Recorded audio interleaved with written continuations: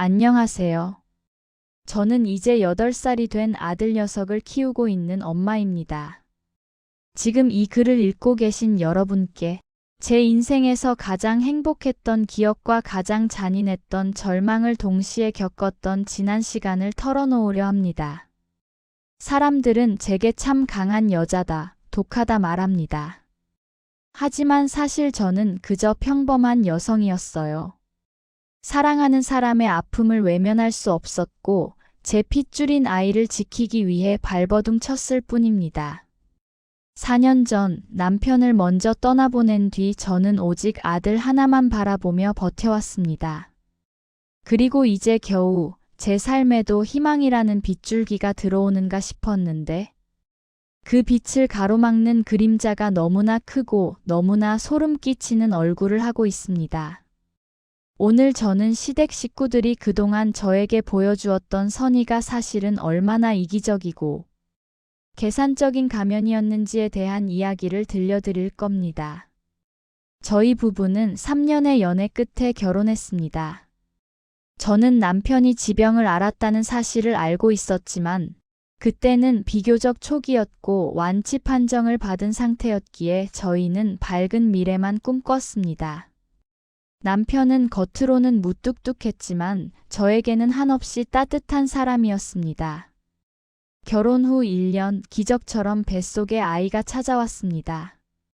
그런데 그 기쁨도 잠시 남편의 병이 재발했습니다. 그것도 손 쓸 수 없는 말기라는 진단과 함께였습니다.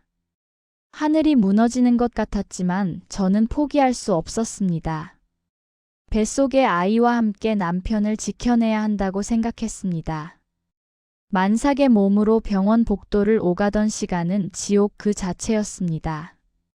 남들은 태교하며 예쁜 것만 보고 들을 때 저는 항암 치료로 힘들어하는 남편의 손을 잡고 밤을 새웠습니다.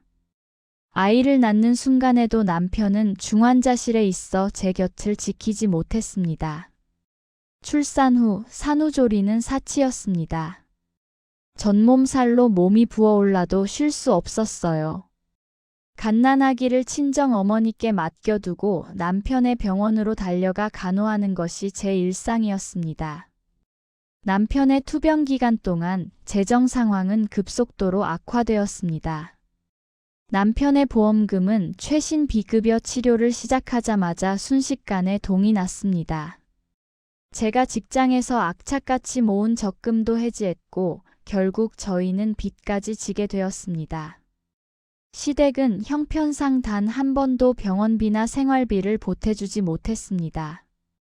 오히려 제 친정 부모님이 퇴직금을 깨가면서 저희를 도우셨죠.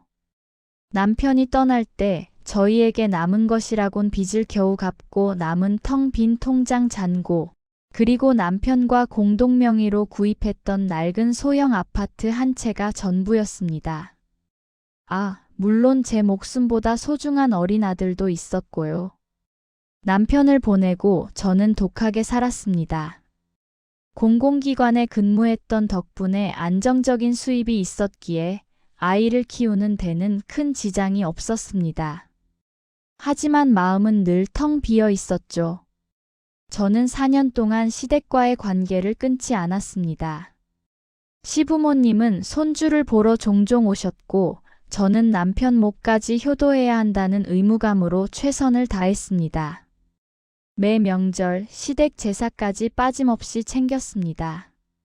그때마다 시부모님은 저를 안아주시며 쿨한 위로를 건네셨습니다. 어미야, 넌 우리 아들 때문에 고생을 너무 많이 했다. 이제 그 짐 내려놓고 내 인생 살아라. 너는 꽃다운 나이다. 내 마음대로 하거라. 우리 아들 몫까지 살아야 한다. 좋은 사람 나타나면 늦기 전에 얼른 새 출발해라. 우린 정말 너를 응원한다. 저는 그 말씀들이 빈말이라도 참 감사했습니다. 그분들이 저를 착한 며느리로 인정하고 제 행복을 빌어주는 진짜 가족이라 믿었습니다. 제가 재혼할 생각이 없다며 거절해도 그래도 마음은 항상 열어둬야 한다고까지 조언하셨을 정도였으니까요. 저는 감사함에 눈물을 흘리며 시부모님께 더욱 잘해드렸습니다. 그러다 4년이 흐른 작년 가을, 제 삶에 뜻밖의 기회가 찾아왔습니다. 지인의 소개로 만난 지금의 남자친구는 삭막했던 제 일상에 햇살처럼 스며들었습니다. 그는 제가 겪은 모든 아픔과 상실을 묵묵히 들어주고 저를 엄마가 아닌 여자로 다시 봐주었습니다. 하지만 제가 그 사람에게 마음을 열게 된 결정적인 이유는 제 아들에 대한 태도 때문이었습니다. 아이는 아빠를 잃은 트라우마 때문인지 낯선 남자를 극도로 경계했습니다. 그런 아이가 남자친구를 처음 만났을 때 마치 잃어버린 조각을 찾은 듯 자연스럽게 다가갔습니다. 남자친구 역시 제 아들을 진심으로 사랑하고 아껴주었습니다.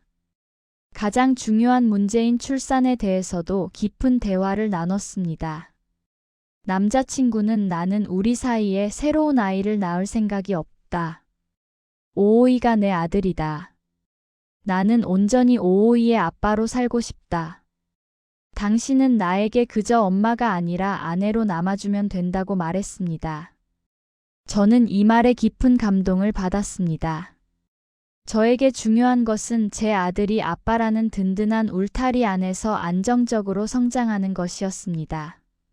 내년에 아이가 초등학교에 입학하기 전 세상의 시선으로부터 아이를 보호해주고 싶었습니다. 저는 용기를 냈습니다. 지난 4년간의 고통을 딛고 드디어 제가 행복해질 권리를 주장하기로 했습니다. 그리고 지난달 시댁에 조심스럽게 재혼 소식을 알렸습니다. 저는 당연히 그들이 약속했던 대로 축복은 아니어도 마음 깊이 이해해 줄 것이라 생각했습니다. 하지만 제 예상은 완전히 빗나갔습니다. 제가 재혼이라는 단어를 꺼내자마자 시부모님의 얼굴이 마치 가면이 벗겨지듯 차갑게 굳어버렸습니다. 시어머니는 저를 노려보며 떨리는 목소리로 소리를 질렀습니다. 내가 어떻게 그럴 수가 있니? 죽은 지 4년밖에 안 됐는데 벌써 우리 아들을 잊고 다른 남자한테 시집을 가? 저는 충격에 말문이 막혔습니다. 어머님, 저에게 재혼하라고 하신 분들이? 그러자 시아버지가 끼어들며 본색을 드러내는 3가지 요구를 꺼내셨습니다. 내가 재혼해서 남의 남자랑 그 집에서 살 수는 없다. 그 집은 우리 아들이 피땀 흘려 마련한 집이야. 내가 재혼할 거면 내 지분만 빼고 나머지는 우리 아들 몫이니 우리에게 돌려주고 몸만 나가라. 저는 다시 한번 설명을 드렸습니다. 아버님, 이 집은 남편과 제가 결혼 후 공동 명의로 구입했고 남편 투병 중에 졌던 대출금까지 전부 제가 갚았습니다. 게다가 남편의 병원비와 생활비에 들어간 돈을 다 따지면 이 집을 전부 돌려드린다고 해도 부족합니다. 그러자 시아버지는 냉소적인 표정을 지으며 말했습니다. 닥쳐라. 내가 아무리 돈을 썼어도 우리 아들 목숨값보다 귀하냐? 내가 쓴 돈은 쓴 돈이고 그 집은 우리 아들이 남긴 유산이다. 재산 욕심 부리지 마라. 이 요구는 제 가슴을 산산조각 냈습니다. 새 아빠가 내 아들을 얼마나 예뻐하겠니? 겉으로는 잘해주는 척해도 속으로는 우리 핏줄을 경멸할 거다. 내 행복도 중요하지만 내가 떠날 거면 우리 아들 핏줄은 우리한테 맡기고 가라. 우리가 키우는 게 낫다. 제가 지난 4년 동안 이 아이를 어떻게 키웠는데요. 남편 병 간호하느라 직장에서도 눈치 보며 이 아이를 지켰습니다. 저를 혼자 뒀던 분들이 이제 와서 이 아이를 두고 가라니요? 당신들은 이 아이를 재산으로 보시는 겁니까? 시부모님은 제 눈물에 꿈쩍도 하지 않았습니다.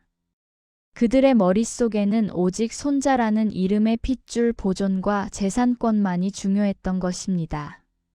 그동안의 따뜻한 위로는 제가 다른 남자에게 재혼할 가능성이 제로라는 전제 하에만 유효했던 것입니다.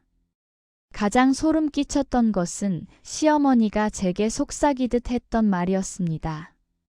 내가 그 남자를 포기하고 평생 혼자 우리 아들 뒷바라지하며 산다면 나중에 우리 재산은 물론 이 아들한테도 아낌없이 모든 걸 물려주겠다. 너는 그냥 이 집에서 우리 아들의 며느리로 남아라. 저는 깨달았습니다. 그들은 제가 영원히 죽은 아들의 며느리로 족쇄가 채워져 살기를 바랐던 겁니다. 제 삶의 행복, 제 미래, 제가 다시 웃을 권리는 그분들의 시나리오에 존재하지 않았습니다. 시댁의 압박은 그 후로도 매일 계속되었습니다. 매일같이 전화가 왔고 제가 직장에 있을 때도 찾아와 난동을 부리며 협박했습니다. 저는 더 이상 감정에 휘둘리지 않기로 했습니다. 이 모든 싸움은 결국 제 아들을 지키기 위한 엄마의 전쟁이었으니까요. 저는 변호사님을 찾아가 모든 상황을 녹취 파일과 함께 설명했습니다. 변호사님의 단호한 답변은 저에게 큰 용기를 주었습니다. 의뢰인 기여도와 양육권은 절대적입니다. 투병 기간 동안 헌신적인 간호와 경제적 기여, 그리고 무엇보다 4년간의 독박 육아는 법적으로 매우 큰 기여분입니다. 시댁은 손주에 대한 면접 교섭권 가끔 만날 권리를 요구할 수는 있으나 양육권을 가져가는 것은 사실상 불가능합니다. 또한 집 문제 역시 의뢰인께서 주장하실 몫이 훨씬 크며 시댁이 협박하는 것처럼 집을 전부 빼앗기는 일은 없습니다.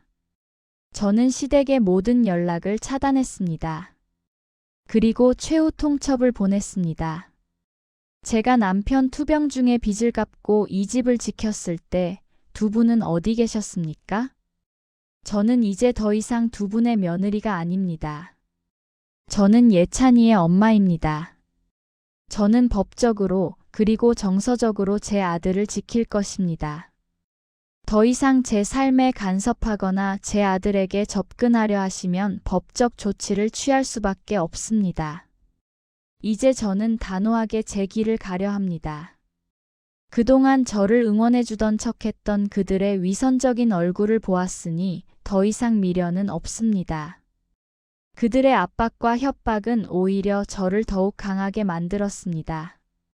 저는 지금 이 모든 악연을 끊어내고 당당하게 제 길을 가려 합니다. 하지만 제가 이 집을 어떻게 처리해야 할지 마지막 고민이 남았습니다. 떳떳하게 저희 몫을 주장하며 이 집에서 새로운 가정을 시작하는 것이 맞을까요? 아니면 껄끄러운 관계를 끊기 위해 시댁의 요구대로 집 지분을 어느 정도 돌려주고 이사를 가는 것이 현명한 선택일까요?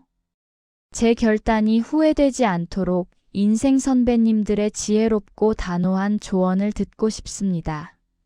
제 목숨보다 소중한 아들과 저를 지켜주는 새 남편과 함께 보란듯이 행복하게 살겠습니다. 긴 사연 들어주셔서 진심으로 감사합니다.